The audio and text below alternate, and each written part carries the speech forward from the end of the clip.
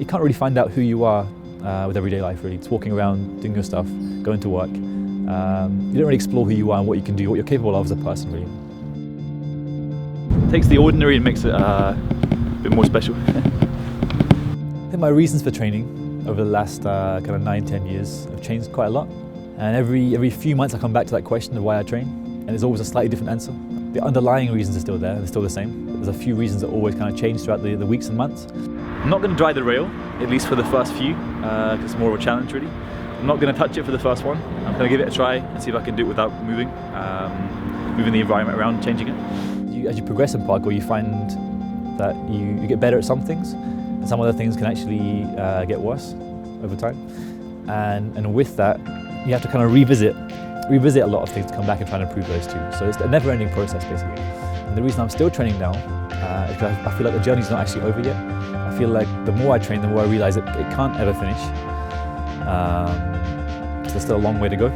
The reason I started training in the beginning was that I quickly realised that I had a lot missing as a person. I had a lot of friends who were more confident than me. I had a lot of friends who were stronger than me, who were funnier than me. There was like a lot of different people I was around.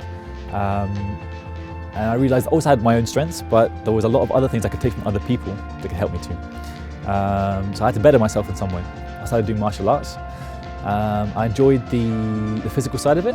I was very much a physical person, always climbing trees, running around, kicking footballs around, basketball, that kind of stuff. So martial arts in the beginning kind of gave me that physical release and that physical progression and that physical challenge. There was always something missing there with the martial arts that didn't quite fit with me, didn't quite work with me. So when I found parkour, it was a big change in my approach. I admitted that there was some serious things missing in martial arts that I couldn't get from that. And I had to find something else to fill that void, and parkour was it really. It gave me daily challenge.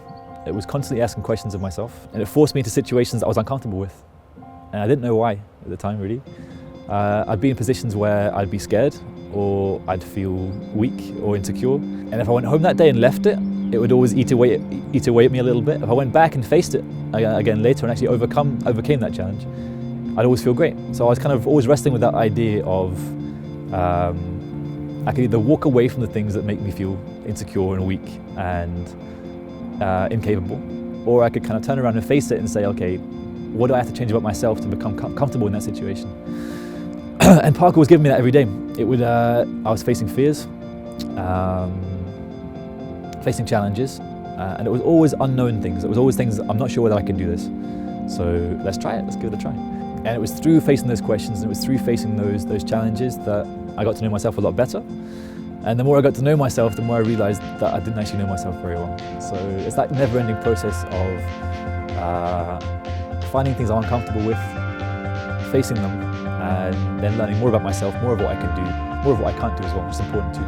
You need to know where that limit is and when you should turn away, when you should say no, basically.